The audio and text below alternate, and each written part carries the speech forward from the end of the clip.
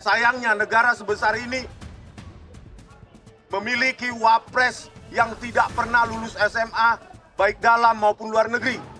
Tidak pernah punya ijazah SMA baik dalam maupun luar negeri. Apa yang dia tempuh adalah, ini menurut Ditjen Dikdasmen, sekolah di Orchid Park Secondary School sampai kelas 10 atau kelas 1 SMA. Dilanjutkan dengan diploma di UTS Insearch. Bayangkan, kelas 10 atau kelas 1 SMA plus diploma yang harusnya pendidikan tinggi awal D1 itu disetarakan dengan SMK bidang akuntansi dan keuangan. Karena itu ini untuk kalian nanti bisa digandakan. Saya titip ke pengacara saya dan filenya minta ke pengacara saya nanti. Sebarkan seluas-luasnya dan itu gratis untuk kalian rakyat. Dan kami ini kenapa saya harus mengucapkan terima kasih? Karena kami hadir bukan mewakili pribadi. Saya bukan mewakili saya sendiri, Dr. Rismon tidak mewakili Dr. Rismon sendiri, Dr. Tifa juga tidak. Kami mewakili seluruh rakyat Indonesia yang menginginkan perubahan atas negeri ini. Ya, negeri ini sudah lama lebih dari satu dekade mengalami suatu rezim yang sangat jahat, sangat bengis, dan utamanya adalah apa? Yang telah menggunakan segala cara, menggunakan segala daya, termasuk ada penggunaan ijazah palsu yang kemudian tidak berani terbongkar sampai dengan sekarang. Dan kami ini juga untuk menegakkan kebenaran. Jangan sampai Pak Prabowo Subianto sebagai presiden yang ada sekarang mengulangi kesalahan yang dilakukan pada rezim yang lalu yang telah mempidanakan dua anak bangsa, yaitu Bambang Trimulyono dan juga Gus Nur. Ya, masa rela Pak Prabowo malah menambah dengan angka saktinya. Pak Prabowo kan suka angka 8, ya. Masa di rezim Pak Prabowo tambah 8 lagi yang akan dipidanakan. Itu kan sungguh luar biasa, ya. Dan saya tahu ini mungkin bukan kesalahannya Pak Prabowo, tapi ini adalah kesalahan dari orang-orang yang ada di sekitar Pak Prabowo untuk membusukkan presiden. Jadi sekali lagi kami hadir atas nama rakyat Indonesia untuk melakukan ini, dan kami menyatakan bahwa ini kami tahu bahwa kami akan dikriminalisasi. Dan kenapa kami tahu? Karena apalagi setelah saya, Dr. Rismon dan Dr. Tifa itu udah merencanakan akan menerbitkan buku yang kedua. Buku yang kedua judulnya ada Gibran Black Paper. Dan itu terbukti dengan saya pulang minggu yang lalu dari Sydney dan membuktikan bahwa Gibran memang tidak punya ijazah SMA. Ya, SMA-nya tidak hanya SMA luar negeri, tapi bahkan kalau disetarakan dalam negeri. Dan ini yang semakin buat panik, dan kemudian justru ini adalah langkah kita untuk semakin menegakkan kebenaran. Saya kira itu, dan nanti Dr. Rismon akan menunjukkan apa yang sudah kami rencanakan, dan insya Allah dengan doa dari teman-teman semua, dengan memohon ridho kepada Allah Subhanahu Wa Taala, ayo kita tegakkan kebenaran di negeri ini. Merdeka! Terima kasih. Wassalamualaikum warahmatullahi wabarakatuh. Ada, nanti buktinya kita terangkan. Tapi bawa buktinya sudah ada. Yuk, sudah sangat siap ya Mas. Siap, yuk. Terima kasih, Pak Rismon. Ya. Baik, Dr. Rismon. Siap nggak Bang nih pembicaraan ini Bang? Masalah siap atau enggak, ya harusnya penyidik yang harus lebih siap untuk menuduh kami mengedit atau merekayasa. Ya, mana yang kami rekayasa? Kalau itu tidak terbukti, nanti saya berencana untuk menuntut kepolisian sebesar 126 triliun rupiah. 1 tahun anggaran kepolisian. Jadi jangan sampai tuduhan itu adalah tuduhan tanpa basis ilmiah. Apa yang kami lakukan, ada itu namanya ilmunya, ya, digital image processing. Jangan sampai ilmu tersebut jadi ilmu terlarang. Memproses citra digital atau video digital bukan berarti merekayasa atau mengedit. Itu berbasis algoritma, ya.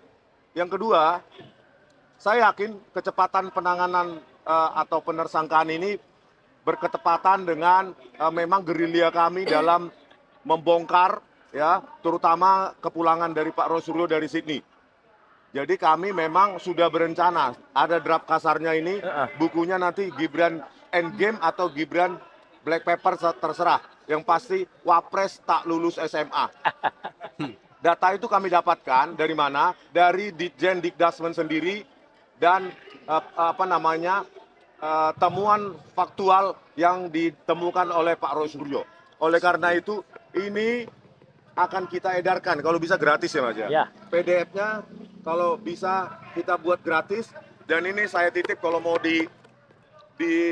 digandakan secara gratis juga saya titip ke pengacara. Ini worst case scenario, siapa tahu terjadi hal-hal yang tidak diinginkan, ya kan? Oleh karena ini foto aja, fotokopi semua, atau saya bagikan nanti PDF gratisnya secara cuma-cuma untuk seluruh rakyat Indonesia, bahwa kita Sayangnya negara sebesar ini memiliki wapres yang tidak pernah lulus SMA baik dalam maupun luar negeri. Tidak pernah punya ijazah SMA baik dalam maupun luar negeri. Apa yang dia tempuh adalah, ini menurut Dirjen Dikdasmen, sekolah di Orchid Park Secondary School sampai kelas 10 atau kelas 1 SMA. Ya. Dilanjutkan dengan diploma di UTS Insearch. Bayangkan, kelas 10 atau kelas 1 SMA plus diploma yang harusnya pendidikan tinggi awal D1 itu disetarakan dengan SMK bidang akuntansi dan keuangan. Ngaco. Artinya apa? Itu kan ekivalensi yang sangat fatal. SMA kelas 1 plus diploma setara dengan SMK. Berarti wapres kita ini tak pernah lulus SMA dan tidak pernah lulus atau tidak pernah punya ijazah SMA. Oleh karena itu, Pak Prabowo Subianto, jangan sampai ini menjadi dibawa ke arena politik. Kami peneliti, kami berhak meneliti dokumen publik. Kenapa dokumen publik? Karena Joko Widodo pernah menggunakan ijazah itu sebagai presiden. Di samping gubernur maupun wali kota. Oleh karena itu, ini untuk kalian, nanti bisa digandakan, saya titip ke pengacara saya, dan filenya minta ke pengacara saya nanti. Sebarkan seluas-luasnya, dan itu gratis untuk kalian rakyat. Terima kasih. Pak, ini. Bang Gufroni selaku LBHP Muhammadiyah yang terlibat. Bang Gufron. Dari Muhammadiyah. Dr. Tifa sudah masuk. Dan tadi terima kasih juga untuk para purnawirawan TNI, purnawirawan pejabat yang ada di sini.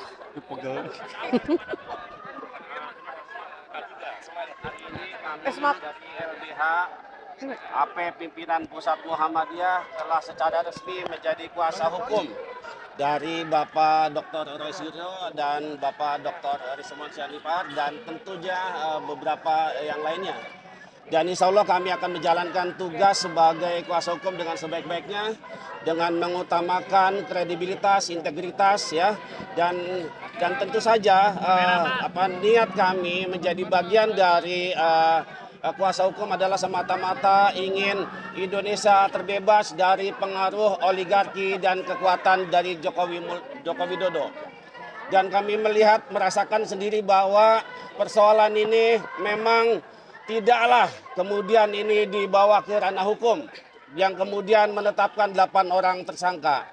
Dan kami melihat bahwa ini ada ketidakadilan hukum di negeri ini yang masih langka. Oleh karenanya maka kami LBH Muhammadiyah atas dasar perintah atau instruksi dari pimpinan untuk melakukan pendampingan terhadap tersangka yang sedang dizolimi pada hari ini dan seterusnya. Terima kasih dari kami. Assalamualaikum warahmatullahi wabarakatuh.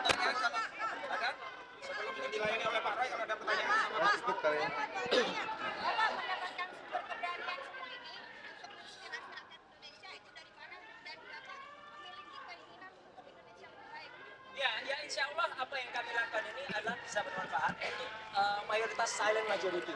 Kita tahu banyak yang sebenarnya menginginkan ini tapi tidak bisa berteriak-teriak, tidak bisa menyewa mobil golf seperti terbul-terbul yang ada di luar itu. Ya, mereka itu hanya bagian kecil dan mereka menyewa orang. Kita udah tahu tadi mobilisasinya bagaimana membayar mereka itu orang-orang. Jadi insya Allah masyarakat yang silent majority yang menginginkan perubahan di Indonesia lebih baik, ya, kita murnikan, kita dukung Pak Prabowo untuk memurnikan. Dan salah satu musuh dalam selimut yang terbesar dia adalah yang sedang kami tulis. Ya, jadi sekali lagi itu amanahnya. Baik, terima kasih, saya kira itu aja. Ada yang lain untuk Pak Risman pertanyaan? Terima kasih ya. Terima kasih. Juta kentang. Juta kentang.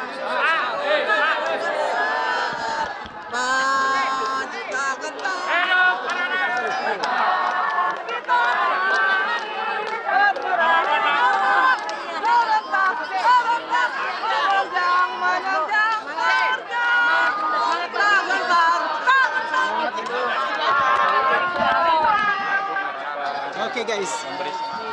Bang Dol, Pak Narko nih. Ini maknya ini. Bukan yang kipas, yang kipas. Ini, ada Pak Narko, bareng Pak Narko. Oh ya, boleh. Iya. Pak, ayo Pak. Teman-teman.